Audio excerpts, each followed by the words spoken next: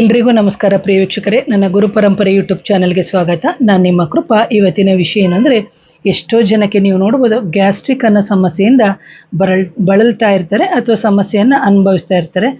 ಯಾವಾಗ ನಮ್ಮ ಜಾತಕದಲ್ಲಿ ಮೂಲವಾಗಿ ಅಥವಾ ಜಾತಕ ಅಂದ್ರೂ ತಗೊಳ್ಳಿ ಅಥವಾ ನಮ್ಮ ದೇಹ ಅಂತನಾದರೂ ತಗೊಳ್ಳಿ, ನಮ್ಮ ದೇಹದಲ್ಲಿ ವಾಯು ಪ್ರಕೋಪಗಳು ಜಾಸ್ತಿ ಆದಂಥ ಸಂದರ್ಭದಲ್ಲಿ ನಮಗೆ ಒಂದು ಗ್ಯಾಸ್ಟ್ರಿಕ್ ಸಮಸ್ಯೆ ಉಂಟಾಗುತ್ತೆ. ಇದಕ್ಕೆ ಇಂತಹ ಒಂದು ವಾಯು ಪ್ರಕೋಪಕ್ಕೆ ಗ್ರಹ ಅಂತ ತಗೊಂಡಾಗ ನಾವು ಶನಿ ಗ್ರಹ ಅಂತ ಹೇಳ್ತೀವಿ. ಆಗ ನಮಗೆ ಜಠರ ಮತ್ತು ಜಠರ ಅಗ್ನಿಗೆ ಕಾರಕನಾಗಿ ಗುರುಗ್ರಹ ಜೊತೆಗೆ ರವಿ ಆಗ್ತಾನೆ. ಯಾವಾಗ ನಮಗೆ ಶನಿ ಮತ್ತು ಗುರುವನ್ನು ಪೀಡಿಸಿದಂತಹ ಸಂದರ್ಭದಲ್ಲಿ ಅಥವಾ ರವಿಯನ್ನು ಪೀಡಿಸಿದಂತಹ ಸಂದರ್ಭದಲ್ಲಿ ಒಂದು ವಾಯು ಪ್ರಕೋಪ ಅಥವಾ ಜಠರದ ಅಗ್ನಿಯ ಒಂದು ಸಮಸ್ಯೆ ಉಂಟಾಗುತ್ತೆ. ಅಂತಹ ಸಂದರ್ಭದಲ್ಲಿ ಗ್ಯಾಸ್ಟ್ರಿಕ್ ಸಮಸ್ಯೆ ಬರುತ್ತೆ. ಅದನ್ನು ನಾವು ಜಾತಕದಲ್ಲಿ ಸಿಂಹ ರಾಶಿ ಅಥವಾ ಕನ್ಯಾ ರಾಶಿಯಲ್ಲಿ ಗ್ರಹಗಳು ಏನಾದರೂ ಪೀಡಿತರಾಗಿದ್ದರೆ ಅಥವಾ ಅಶುಭ ಸ್ಥಾನದಲ್ಲಿ ಇದ್ದಂಥ ಸಂದರ್ಭದಲ್ಲಿ ಆ ವ್ಯಕ್ತಿಗೆ ಗ್ಯಾಸ್ಟ್ರಿಕ್ ಸಮಸ್ಯೆಯಿಂದ ಬಳಲ್ತಾ ಇರ್ತಾರೆ ಪ್ರಿಯ ವೀಕ್ಷಕರೇ.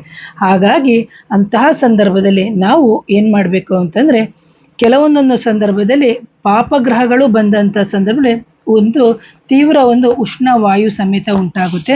ಅಂತಹ ಸಂದರ್ಭದಲ್ಲಿ ನಮಗೆ ನಮ್ಮ ಜಠರಾಗ್ನಿಯು ಸರಿಯಾಗಿ ಕೆಲಸ ಮಾಡದೆ ಕಣ್ಣುರಿ ಬರುವಂಥದ್ದು ಎಲ್ಲ ಆಗುತ್ತೆ, ಅಥವಾ ಹೊಟ್ಟೆ ತೊಳಿಸುವಂಥದ್ದು ಅಥವಾ ಹೊಟ್ಟೆ ಊದ್ಕೊಳ್ಳುವಂಥದ್ದು ಅಥವಾ ಮೇಲೆ ಮೇಲೆ ತೇಗು ಬರುವಂಥದ್ದು ಆಗುತ್ತೆ. ಇದು ಬಂದು ನಕಾರಾತ್ಮಕ ಬಾಧೆ ಇದ್ದವ್ರಿಗೂ ಜಾಸ್ತಿ ಆಗುತ್ತೆ. ಸೊ ಇದನ್ನು ನಾವು ನೋಡ್ಕೋಬೇಕಾಗುತ್ತೆ.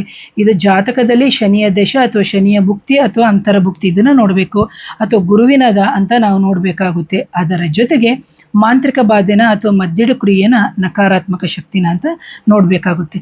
ಯಾವಾಗ ನಮಗೆ ಈ ಥರ ಸಮಸ್ಯೆಗಳು ಬಂದಂತಹ ಸಂದರ್ಭದಲ್ಲಿ ನಾವೇನು ಮಾಡಬೇಕಾಗುತ್ತೆ ಅಂದರೆ, ನಮ್ಮ ಒಂದು ಜಠರದ ಅಗ್ನಿಯನ್ನು ನಾವು ಜಾಸ್ತಿ ಮಾಡ್ಕೋಬೇಕಾಗುತ್ತೆ. ಯಾವಾಗ ನಮಗೆ ಜಠರದ ಅಗ್ನಿ ಸರಿಯಾಗಿ ಕೆಲಸ ಮಾಡಲಿಕ್ಕೆ ಶುರುವಾಗುತ್ತೋ ಆಗ ನಮಗೆ ತಿಂದಂಥ ಆಹಾರ ಪದಾರ್ಥಗಳು ನಮಗೆ ಜೀರ್ಣ ಆಗುತ್ತೆ. ಜೀರ್ಣ ಆದಂತಹ ಸಂದರ್ಭದಲ್ಲಿ ವಾಯು ಪ್ರಕೋಪಗಳು ನಮಗೆ ಕಮ್ಮಿ ಆಗುತ್ತೆ. ಆಗ ನೀವೇನು ಮಾಡಬೇಕು ಅಂತಂದಾಗ, ಇಂಥ ಶೀತ ಕಾಲದಲ್ಲಿ ವಾಯು ಪ್ರಕೋಪಗಳಿಗೆ ನಾವು ಶುದ್ಧವಾಗಿರುವಂಥ ಎಳ್ಳೆಣ್ಣೆ ಆಗಿರೋ ತಗೋಬೋದು, ಅಥವಾ ನಾವು ಇನ್ನೊಂದು ಏನು ಹೇಳ್ಬೋದು ಅಂತಂದರೆ, ಯಾಕಂದರೆ ಆಯಾ ಕಾಲಕ್ಕೆ ತಕ್ಕಂತೆ ನಾವು ಬಳಸಬೇಕಾಗುತ್ತೆ. ಯಾಕಂದರೆ ಈ ಚಳಿಗಾಲದಲ್ಲಿ ಬಂದು ನಾವು ಎಳ್ಳೆ ಎಣ್ಣೆಯನ್ನು ನಾವು ಉಪಯೋಗಿಸ್ಬೋದು, ಇಲ್ಲದಿದ್ದರೆ ಸಾಸಿವೆ ಎಣ್ಣೆಯನ್ನು ನೀವು ಬಳಸಿ. ಯಾಕಂದರೆ ಅದು ದೇಹಕ್ಕೆ ಒಂದು ಹೀಟನ್ನು ಕೊಡುತ್ತೆ.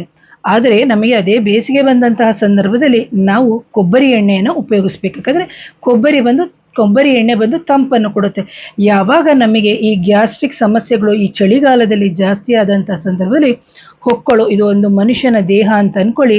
ಇದು ಮನುಷ್ಯನ ದೇಹ, ಇಲ್ಲಿ ತಲೆ, ಕಣ್ಣು, ಕಿವಿ, ಹೊಟ್ಟೆ ಅಂತ ಏನು ಬರುತ್ತೆ, ಹೊಕ್ಕಳು ಅಂತ ಏನಿದೆ, ಆ ಹೊಕ್ಕಳಿನ ಸುತ್ತ ನೀವು ಸಾಸಿವೆ ಎಣ್ಣೆ ತಪ್ಪಿದರೆ ನೀವು ಎಳ್ಳೆ ಎಣ್ಣೆಯನ್ನು ಹೊಟ್ಟೆ ಮತ್ತು ಬೆನ್ನಿಗೆ ನಾವು ಹಚ್ಕೊಂಡು ಹೋಗೋದ್ರಿಂದ ಖಂಡಿತವಾಗ್ಲೂ ಇದಕ್ಕೆ ಸಂಬಂಧಪಟ್ಟ ಪರಿಹಾರಗಳು ಅಂದರೆ ವಾಯು ಪ್ರಕೋಪದ ಪರಿಹಾರಗಳು ಖಂಡಿತವಾಗ್ಲೂ ಕಮ್ಮಿ ಆಗುತ್ತೆ. ಜೊತೆಗೆ ನೀವೇನು ಮಾಡಬೇಕು ಅಂದರೆ, ಪ್ರತಿ ಶನಿವಾರದಂದು ಸ್ವಾಮಿ ಶನೇಶ್ವರ ಸ್ವಾಮಿಗೆ ಒಂದು ಎಣ್ಣೆಯನ್ನು ದಾನದ ರೂಪದಲ್ಲಿ ದೇವಸ್ಥಾನದಲ್ಲಿ ಒಂದು 100 ml 200 ml ದೀಪಕ್ಕೆ ಹಾಕಿ, ಇಲ್ಲದ್ರೆ ಸ್ವಾಮಿಗೆ ಅರ್ಪಣೆ ಮಾಡಿ ಬನ್ನಿ.